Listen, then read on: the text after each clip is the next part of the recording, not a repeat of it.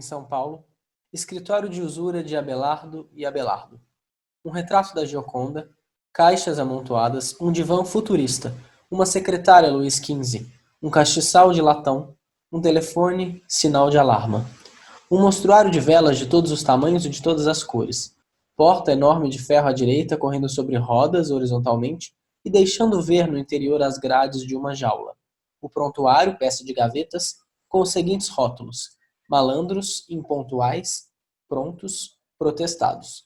Na outra divisão, penhoras, liquidações, suicídios, tangas. Pela ampla janela entra o barulho da manhã na cidade e saio das máquinas de escrever da antessala. Veja, isto não é comercial.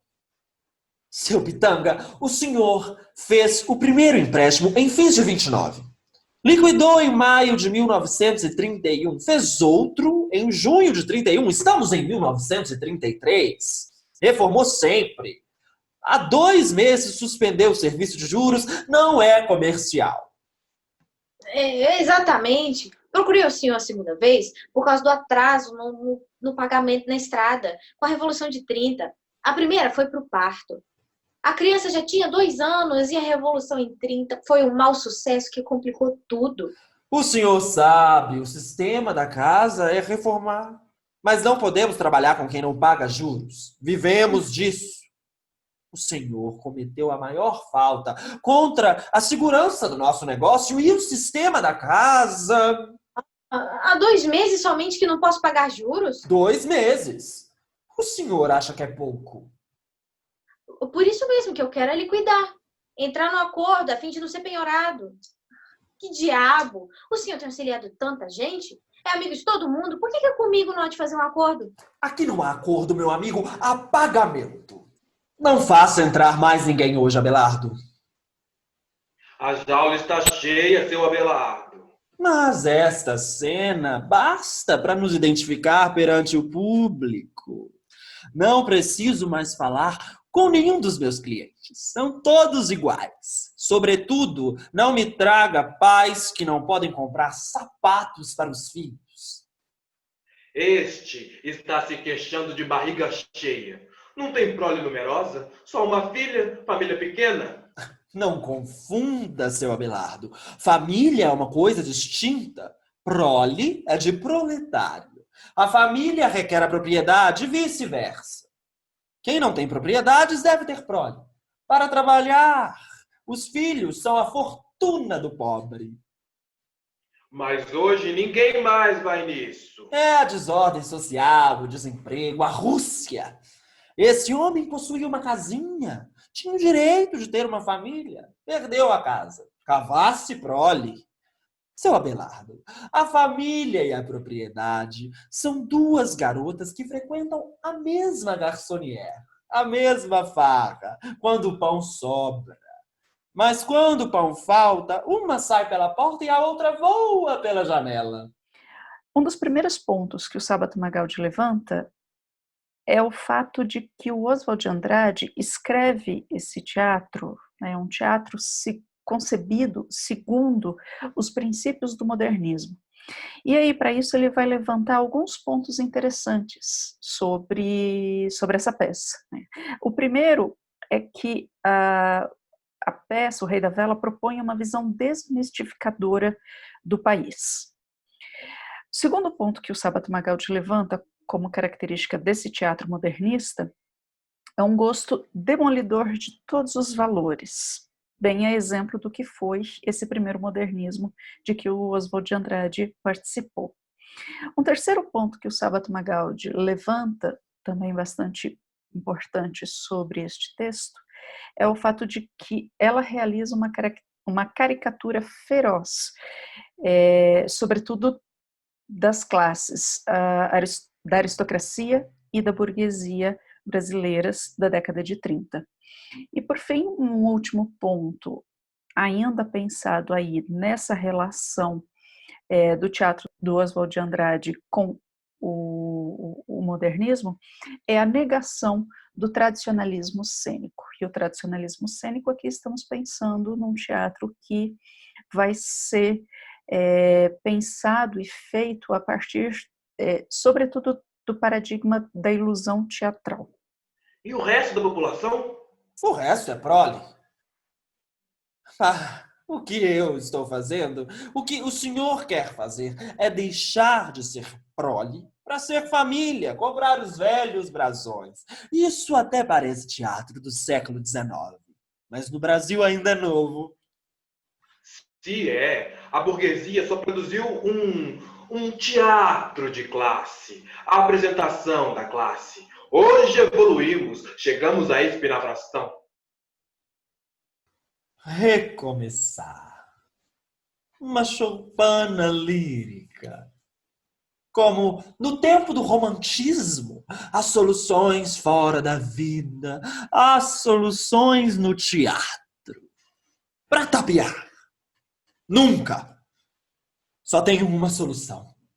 Sou um personagem do meu tempo, vulgar, mas lógico.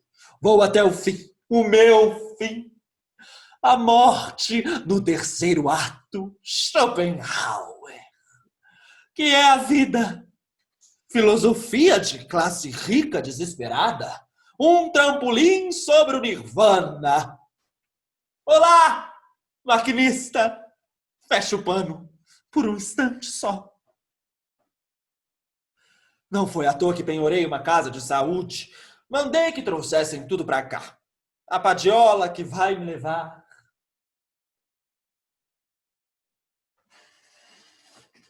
Estão aí? Se quiserem assistir a uma agonia alinhada, esperem! Vou atirar fogo às vestes! Suicídio nacional! Solução do mangue!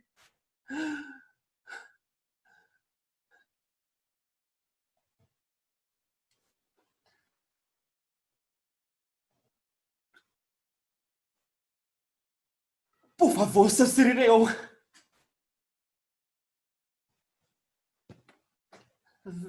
Vê se afasta de mim esse fósforo. Outro ponto importante para entender a peça O Rei da Vela do Oswald de Andrade é a relação entre Abelardo e Heloísa, protagonista da peça, o casal protagonista da peça. O Sábato Magaldi vai explicar, então, de onde que vem o espírito espinafrador do Oswald de Andrade quando se trata dessa relação entre os dois. Abelardo e Heloísa foi um encontro amoroso trágico do século XII e que foi propagado ao longo dos séculos como uma referência do amor romântico. Quando o Oswald de Andrade pega e coloca essas duas personagens em cena, ele está colocando aí a relação deles como um casamento, matrimônio de interesses, apenas de interesses, porque se trata da relação do acordo estabelecido entre uma aristocracia decadente, representada aí na figura da Heloísa, e uma burguesia crescente, representada aí na figura do Abelardo I. Então, a relação que vai se estabelecer entre Abelardo e Heloísa, colocada, inclusive, como clássica, mas ela é aqui colocada completamente pela perspectiva espinafradora. E para citar um trecho, então, do prefácio, o Sábato Magaldi afirma o seguinte: a maquinação financeira que mobiliza grande parte das energias atuais ganha o papel de protagonista numa peça avessa a enganos edificantes. Um porto saneado, com armazéns, guindastes e uma multidão de trabalhadores para nos dar a nota. Em troca da minha liberdade. Chegamos ao casamento, que você, no começo, dizia ser a mais imoral das instituições humanas. E a mais útil à nossa classe, a que defende a herança.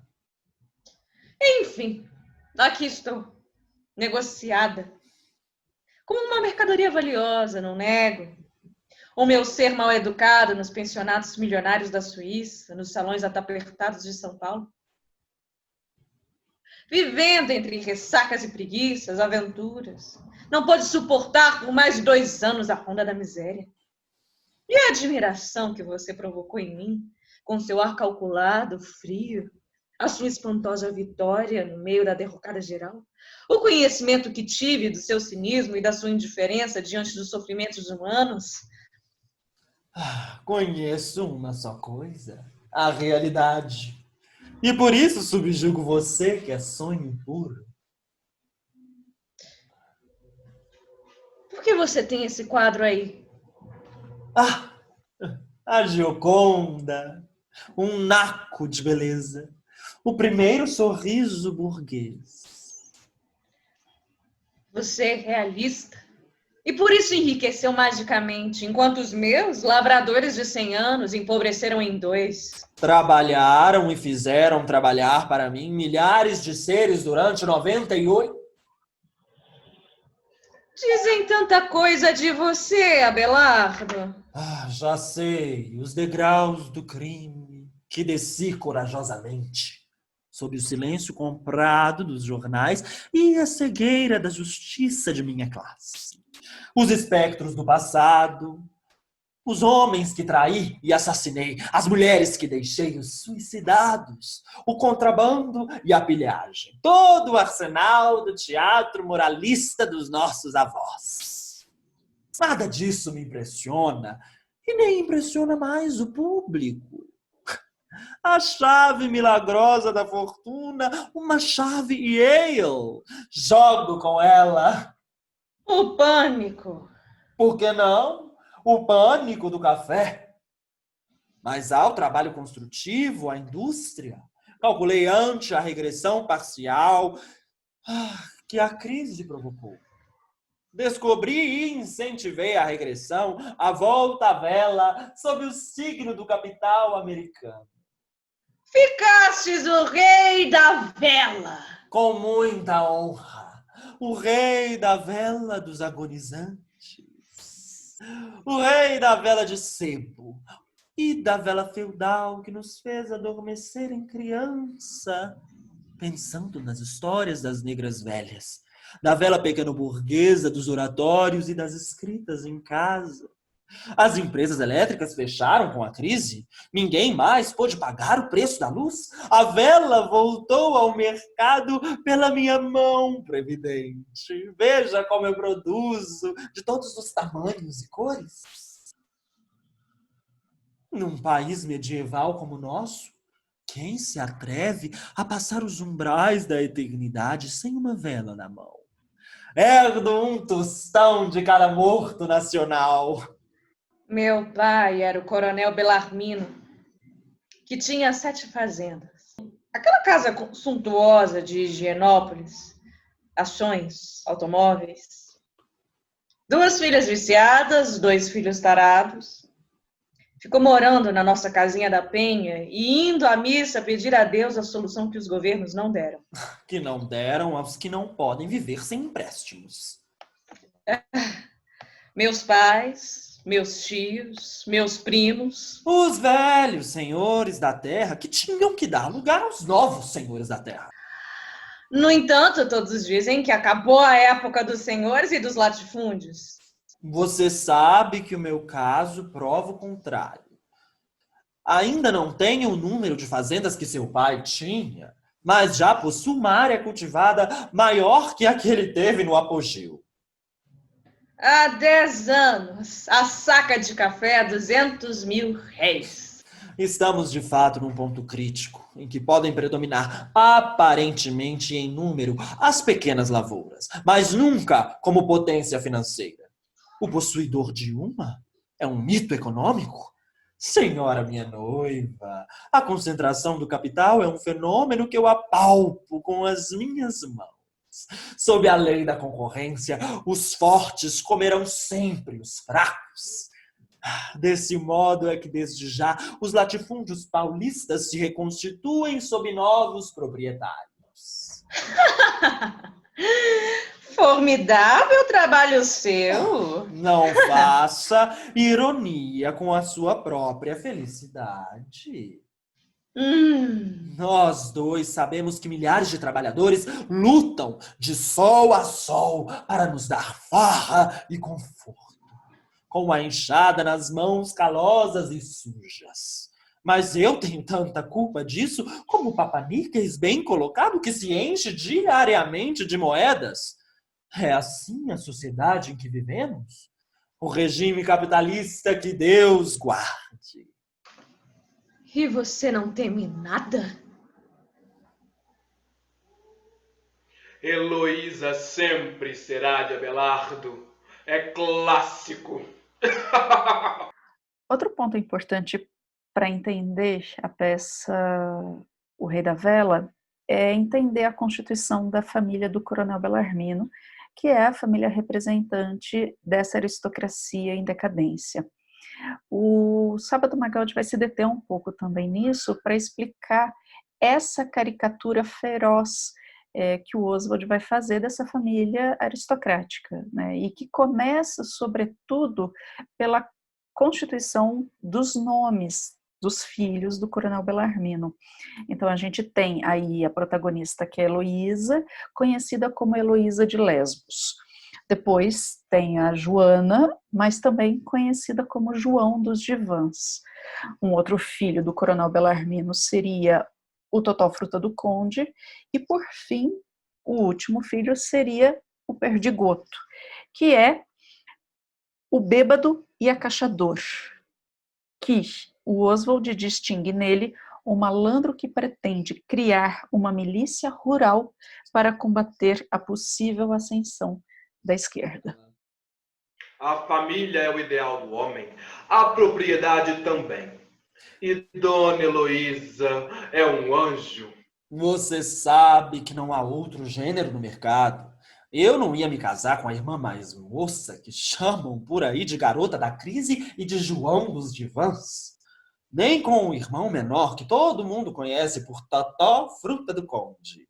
Um degenerado. Coisas que se compreendem e revelam numa velha família. Heloísa, apesar dos vícios que lhe apontam, você sabe, todo mundo sabe. Heloísa de Lesbos. Fizeram piada quando comprei uma ilha no Rio para nos casarmos. Disseram que era na Grécia. Apesar disso, ela ainda é a flor mais decente dessa velha árvore bandeirante. Uma das famílias fundamentais do Império. O velho está de tanga, entregou tudo aos credores. Que importa? Para nós, homens adiantados que só conhecemos uma coisa fria, o valor do dinheiro, comprar esses restos de brasão ainda é negócio. Faz vista num país medieval como o nosso. O senhor sabe que São Paulo só tem 10 famílias? O Sábado Magaldi vai pontuar que a mola propulsora do Rei da Vela é o espírito espinafrador. Outro ponto importante para a gente entender esse espírito espinafrador é a figura do Mr. Jones, que aparece logo no final do primeiro ato, que é o capitalista, banqueiro norte-americano a quem o Abelardo I deve. Ele é, então, esse símbolo dos Estados Unidos, do imperialismo norte-americano, de quem, inclusive, o Abelardo I é um mero feitor, e que vai ter, esse americano, ele vai ter, inclusive, o direito de pernada sobre a Heloísa. Heloísa hesita um instante perto do morto. Depois ampara-se sobre o ombro de Abelardo II, que a mantém estreitamente no centro da cena. Ouvem-se os acordes da marcha nupcial e uma luz doce focaliza o par. Aparecem então em fila, vestidos a rigor, os personagens do segundo ato, que, sem dar atenção ao cadáver, cumprimentam o casal enluarado, atravessando ritmadamente a cena e se colocando por detrás dele, ao som da música. O fascista saúda a romana. O americano é o último que aparece e o único que fala. Oh, good business. Outra personagem importante para entender a peça é o Abelardo II, que seria então o alter ego do Abelardo I, autodenominado socialista, o primeiro socialista do teatro brasileiro. Mas o Sábado Magaldi ele vai explicar que ele é uma referência, que para o comunismo ortodoxo, ele é uma referência ao socialismo que seria um aliado oculto da burguesia e do capitalismo. Uma personagem que não tem nenhuma consistência ideológica e que estaria e que não recuaria ante qualquer possibilidade ou qualquer chance de tomar o lugar do Abelardo I, que é exatamente o que ele faz no final do terceiro ato, no final da peça. Está morrendo, a minha vida começa.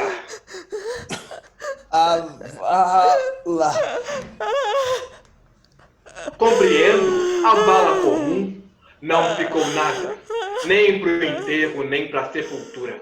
A casa ia mal há muito tempo, coitado. Negócios com o estrangeiro. Ele é que tinha mandado fazer aquele projeto de túmulo fantasmagórico, com anjos nus de 3 metros de altura.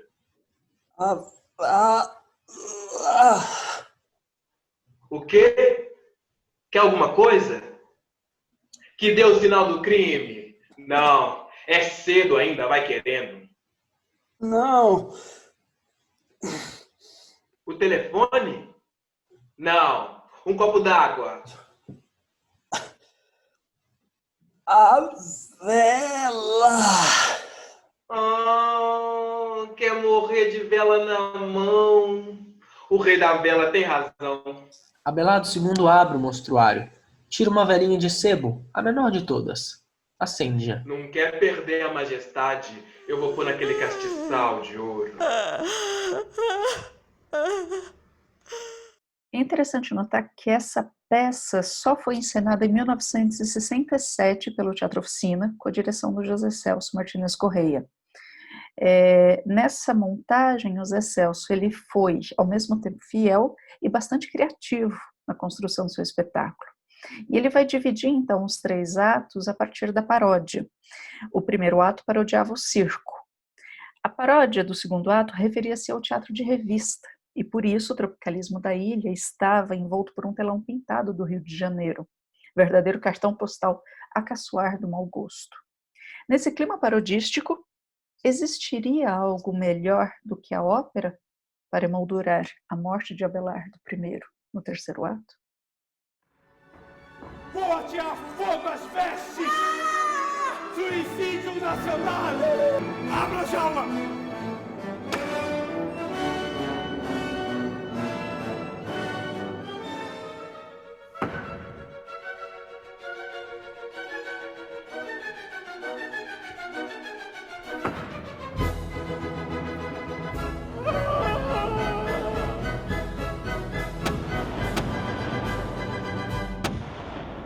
País medieval como o nosso, quem se atreve a ultrapassar os umbrais da eternidade sem uma vela na mão?